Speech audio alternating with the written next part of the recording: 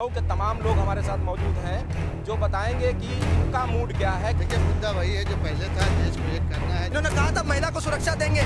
मणिपुर में महिला को नंगा करके टहलाया जा रहा है। आज भी हमारे पास वर्ल्ड लेवल की एक भी यूनिवर्सिटी नहीं। युवाओं को रोजगार चाहिए। हमारे परिवार में जितने भी हमारे भाई पढ़े लिखे ग्रेजुएट सब जो है मछली बेच रहे हैं। लोगों के हाथ में अपना भविष्य वो डंडे से तोड़ेंगे, लेकिन हम डंडे से तोड़ेंगे। सच के तैयार है। उस दूल्हे का नाम राहुल गांधी है। उस दूल्हे को बस हम लोग प्रधानमंत्री बनाएंगे।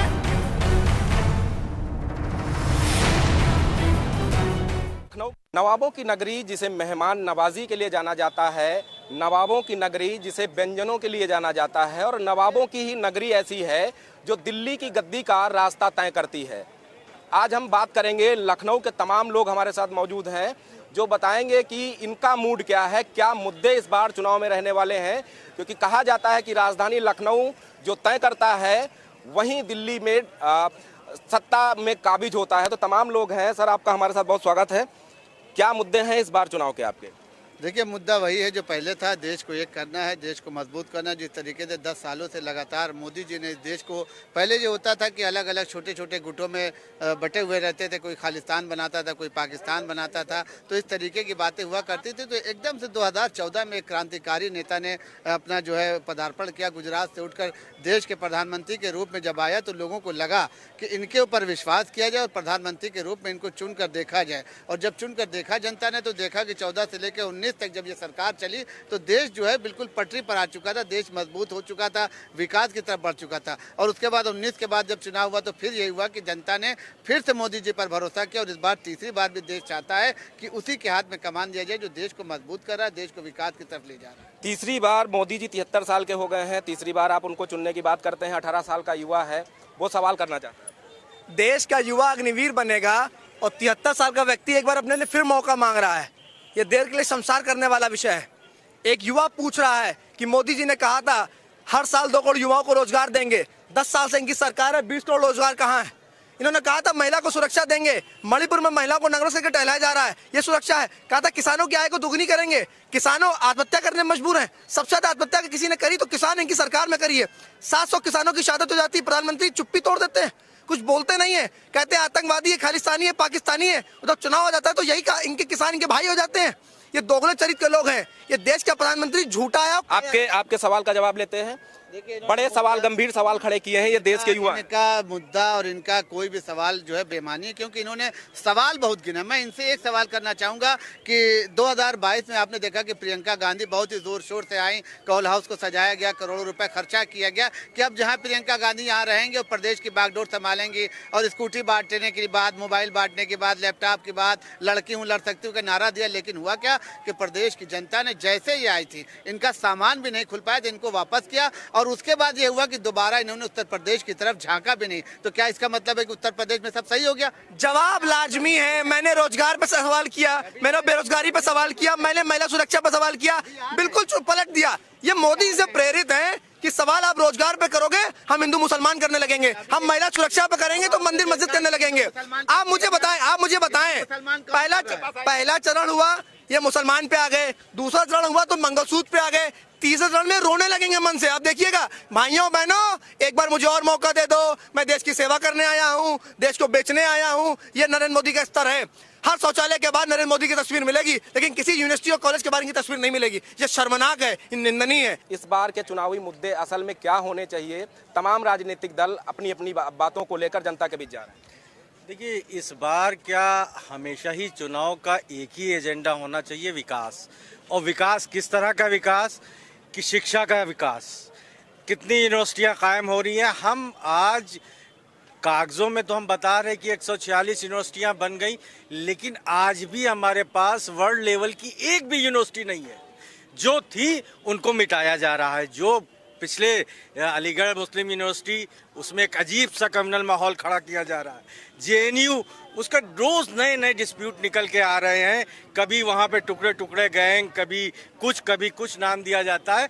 यानी किसी तरह से उनके मोरल को गिराया जा रहा है। यानी 10 साल के कार्यकाल में हमारा शिक्षा का विकास हाँ हुआ, ये हुआ कि बाजारीकरण हो गया, शिक्षा प्राइवेट हो गई, आम आदमी के बजट से बाहर हो गई। तो अब की बार जो एजेंडा होना चाहिए चुनाव का तमाम भारतवासियों का होना चाहिए रोजगार, शिक्षा, सुरक्षित माहौल, यही एजेंडे होने चाहिए। लेकिन दावे तो बहुत हैं कि हमने विदेशों में हमारा नाम हो रहा, हम विश्व गुरु बन गए, लेकिन बगल में चाइना हमारे यहाँ डोकलाम में उसने क्या किया, उसने हमारे गांव का नाम बदल रहा है, लेकिन हमारे पास कुछ नहीं है। हमारे प्रधानमंत्री जी क्या कह जाएंगे, एक पार्टी विशेष के एक व्यक्ति विशेष कहता है कि ना कोई आया था, ना कोई आया है, ना कहीं घुसपैठ हुई, जबकि हमारी सरकार के आंकड़े कुछ कहते हैं। और अभी एक चीज और देखने में आई कि एक साहब है वो गारंटी उनकी दे रहे हैं, भारत का प्रधानमंत्री गारंटी नहीं दे रहा है, भारतीय जनता पार्टी गारंटी नहीं दे रही है, एक व्यक्ति विशेष की गारंटी। तो व्यक्ति विशेष नहीं चलेगा। लखनऊ एक ऐसी जगह थी जहां से एक पूरे विश्व में मैसेज जाता था। यहाँ पे अगर झाऊलाल का इमामबाड़ा है तो हनुमान मंदिर में भी मुस्लिम बादशाहों का दिया हुआ एक अच्छा खासा समर्पित हिस्सा भी है, तो झाऊलाल का इमामबाड़ा भी है, पंडिताइन की मस्जिद भी है। तो इस जगह पे, इस जगह की, इस लखनऊ की तहजीब को जो गंदा करने की कोशिश की जा रही है, हम इसको नहीं होने देंगे। इस बार वोट नफरती पार्टियों के मुंह पे एक तमाचा होगा। देखिए, बड़े गंभीर मुद्दों पर यहाँ की जनता ने माकूल जवाब दिए हैं, साफ तौर पे सरकार के ऊपर सवाल खड़े किए हैं और पूछा जा रहा है कि इस बार के मुद्दों में रोजगार, युवाओं को रोजगार देने की बात हो, महिला सुरक्षा की बात हो, मुस्लिम युवाओं को आगे बढ़ाने की बात हो, मदरसों की बात हो, तमाम सवाल किए जा रहे हैं। क्या जवाब है? मदरसों को जिस तरीके से मॉडल किया गया है, पहले होता ये था कि मुसलमानों को सिर्फ दंगा कराने के लिए इस्तेमाल किया जाता था। टोपी लगा के आप देखते थे कि मस्जिद से पत्थर चलाने का काम, ये सारा कांग्रेस पार्टी और समाजवादी पार्टी की सरकार जब तक थी तब तक ये लगातार करते रहे। लेकिन मुसलमान टोपी लगा के मस्जिद से पत्थर नहीं चलाता। देखिए, अपने जाती मुफाद के लिए मस्जिदों को बदनाम न किया जाए, न किसी मस्जिद से मंदिर मस्जिद हो, ये तो चाहते हैं मंदिर मस्जिद हो, ये चाहते ही है, इनका एजेंडा यही है कि देश में हिंदू मुसलमान हो, सभी का खून शामिल है यहाँ की मिट्टी में, या किसी के बाप का हिंदुस्तान नहीं है। तो बता दीजिए आप भाई, कौन सी बात कहाँ कैसे कही जाती है? ये सलीका हो तो हर बात सुनी जाती है। आपका मौका जब आए तब आप बोलिए, तो समझ गए। हाजी साहब कुछ कहना चाह रहे थे। हाजी साहब, देखिए, न कभी हिंदुस्तान के इतिहास में किसी मस्जिद से पत्थर चला है, न किसी मंदिर से चला है, न किसी गिरजा से चला है, न किसी गुरुद्वारे से चला है। चंद नफरती चिंटू जो अपने जाती मुफाद के लिए उन्हीं पार्टियों के एजेंट होते हैं, वो आके वहां पे दंगा भड़काते हैं और गरीब आवाम, वहां की रहने वाली आवाम को नुकसान पहुंचाते हैं। तो ये कहना कि किसी मस्जिद से पत्थर चला या किसी मंदिर से सरासर गलत है। जिनका ये एजेंडा है, इस बार का वोट तमाम जनता का उनके मुंह पे एक तमाचा होगा। मोदी जी के 10 साल में 5 काम गिना दे। 10 साल से इनकी सरकार है ना, 5 काम गिना दे, क्या काम इन्होंने किए। लेकिन उसमें हिंदू मुसलमान ना हो, भारत पाकिस्तान ना हो, मंदिर मस्जिद ना हो, बिरयानी ना हो और मंगलसूत्र ना हो, गिनाए। सबसे बड़ी बात आयुष्मान कार्ड की बात अगर कर लीजिए, मुफ्त राशन की बात कर लीजिए, शौचालय की बात करिए, प्रधानमंत्री आवास की बात करिए, किसानों की सम्मान निधि की बात करिए, किसानों का नेता को जो है तो भारत रत्न देने की बात करिए। ऐसे इनके काम गिनाने लगेंगे तो सैकड़ों काम है। ये असल में सोशल मीडिया वाले ये लोग हैं, यूट्यूबर इनको कहा जाता है, जिनको व्हाट्सएप से ज्ञान लेकर, इनको कार्यालय से ज्ञान देकर ये इस तरीके की भावना खाली भड़काते हैं। गिनाने लगेंगे तो हमारे ख्याल से 70 ऐसी योजनाएं हैं जो इस वक्त चल रही है, सबको एक समान में से 7 बता दी जाए। अगर हम लोगों को पता चल जाए उन 7 योजनाओं का लाभ अगर यहाँ खड़े हुए तमाम जनता में से किसी ने एक ने भी उठाया हो। देखिए, आज से पहले भी फ्री मेडिकल की व्यवस्था थी, राशन पहले भी मिलता था, पहले 3 रुपए किलो मिलता था, लोग पैसा देके स्वाभिमान के साथ खरीदते थे। आज भीख में मिल रहा 80 करोड़ जनता, पहले 10 करोड़ लोग या 5 करोड़ लोग 3 रुपए किलो में जो गरीबी की रेखा के नीचे होते थे वो खरीदते थे, जिनका पीला राशन कार्ड होता था, आप लोगों को याद होगा। लेकिन आज वो सारी व्यवस्था खत्म कर दी गई। 80 करोड़ लोग जिस देश के 5 किलो अनाज पे जिंदा हो, वो देश का कितना समर्थ हो गया, कितना शक्तिवान हो गया। जहां के भविष्य को अग्निवीर 5 साल के लिए बना के उनको बेरोजगार कर दिया जाएगा, उस देश का भविष्य क्या होगा?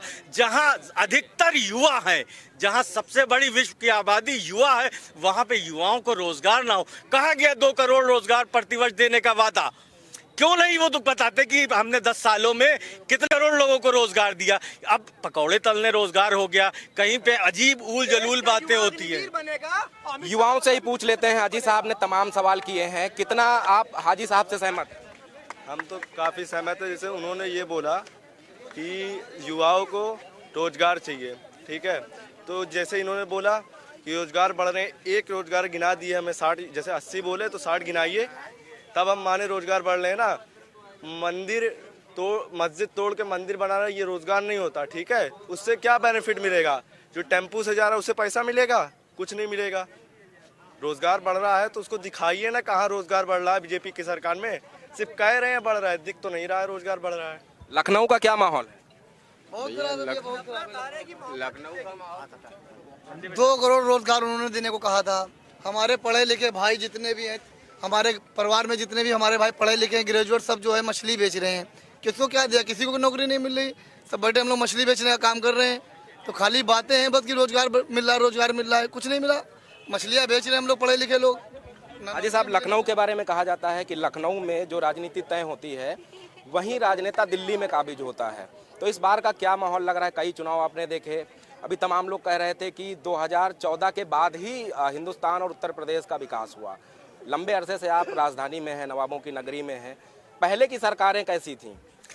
देखिए, अगर आप यहाँ पे कैमरा घुमाएंगे चारों तरफ तो ये बेशक अवध के नवाबीन की बनाई हुई जगह है और दुनिया में सबसे खूबसूरत जगह है। लाखों टूरिस्ट यहाँ पे आते हैं, लेकिन इसका रिनोवेशन अगर हुआ है कहीं तो पिछली सरकार में हुआ। जहाँ पे हम लोग खड़े हैं इस वक्त यहाँ पे कोई खड़ा नहीं हो सकता था, लेकिन आम जनता के लिए, प्रदेशवासियों के लिए पिछली सरकार ने इसको खोला। न मैं किसी सरकार का, किसी पार्टी का यानी कि समर्थक हूँ, न मैं किसी का विरोधी हूँ। मैं संविधान के दिए हुए अपने हक और अपने अधिकार की बात करता हूं। आज हम, पिछली सरकार जो 10 साल से काबिज है केंद्र में, उसने वादा किया था कि हम रोजगार 2 करोड़ युवाओं को रोजगार देंगे, लेकिन देने में असमर्थ रही।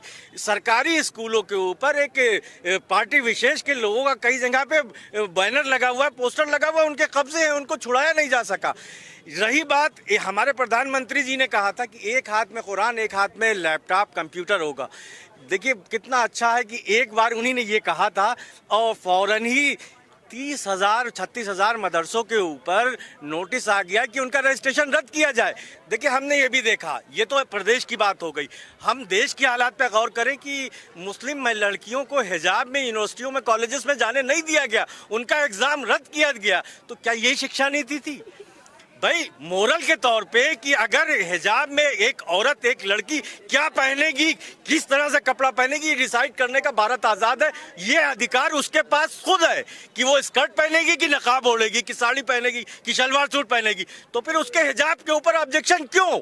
हाजी साहब ने बड़ा सवाल खड़ा किया है, क्या जवाब है आपके पास? कहीं ऐसा कुछ नहीं है। हमने कहा ना कि कुछ लोग अपने फायदे के लिए, अपना चेहरा चमकाने के लिए इसी तरीके का बयान देके, जो अभी गंगा जमनी तहजीब की बात जरूर करते हैं, लेकिन इस तरीके का बयान देके आप बताइए, आपके लखनऊ में कहाँ पर आपको नकाब ओढ़ के जाने से रोक दिया गया? या आप यहाँ पे कैमरा घुमा कर देखिए कौन सी औरत का नकाब छीना जा रहा है। आप यहाँ पूछ लिए कौन से मुसलमान को परेशान किया जा रहा है। बोले अब देखिए, अब ये है, देखिए अब ये ऐसे फिर हो नहीं पाएगा, फिर हम भी उससे ज्यादा चिल्लाएंगे, कोई बोल नहीं पाएगा फिर। तो ये चीजें हैं, ये चीजें जबरदस्ती की बात कर रही हैं। योजनाएं, अगर आयुष्मान कार्ड की बात की जाए, चाहे वो शौचालय की बात की जाए, मकान की बात की जाए, फिर नल की बात की जाए, विधवाओं के पेंशन की बात की जाए, सम्मान निधि की बात की जाए, किसानों को राहत देने की बात की जाए, सब बातें नहीं करेंगे। मदरसों की बात अगर बता दे भाई, कौन सा मदरसा बंद हुआ है? इस बार क्या मुद्दे होने वाले हैं चुनाव में? मुस्लिम युवाओं को आगे बढ़ाने की बात तमाम दल करते हैं। सभी दलों के जो मैनिफेस्टो हैं वो आ चुके हैं, जनता पढ़ चुकी है। क्या आपको किसी राजनीतिक दल में कुछ ऐसा दिखाई दिया कि उसने मुस्लिम समाज को आगे बढ़ाने के लिए कोई अपने मैनिफेस्टो में कुछ शामिल किया? नहीं, मुस्लिम समाज के लिए किसी भी पार्टी ने आज तक कुछ भी नहीं किया है। वो सिर्फ वोट बैंक की राजनीति करते हैं मुस्लिमों के लिए, और मुस्लिमों के लिए ही आरोप लगाते हैं हमेशा कि मुस्लिम पत्थर चलाते हैं, मुस्लिम कुछ करते हैं, मुस्लिमों के यहाँ 12 बच्चे होते हैं। 12 बच्चों वालों जो मुस्लिम कम्युनिटी है उसकी 20 करोड़ आबादी है, और जहां 2 बच्चे पैदा करे जाते हैं वहां 80 करोड़ आबादी है। ये देश की कैसी है? सन 47 में आप आबादी देख लीजिए, हिंदू मुसलमान के डिफरेंस क्या है। और ये मुद्दे हिंदुस्तान में बनाए जाते हैं कि हिंदुस्तान में ये सब मुद्दे रहेंगे तो राजनीति में वोट मिलेगा, सारे डिवाइड करा जाएगा सबको, और मुसलमान पत्थर चलाते हैं। देश के सब नेता क्या ये भूल गए हैं कि देश के ही मुसलमान ने ही देश को परमाणु शक्ति दी है, और वही मुसलमानों के ऊपर आरोप है कि वो मुसलमान पत्थर चला रहे हैं, ये कर रहे हैं, और सारे बेबुनियाद इल्ज़ाम लगाए जाते हैं कि राजनीति में वोट जो है डाइवर्ट हो जाए। भाई देखिए, यहाँ बात कोई सरकार की नहीं, कोई मंदिर की नहीं।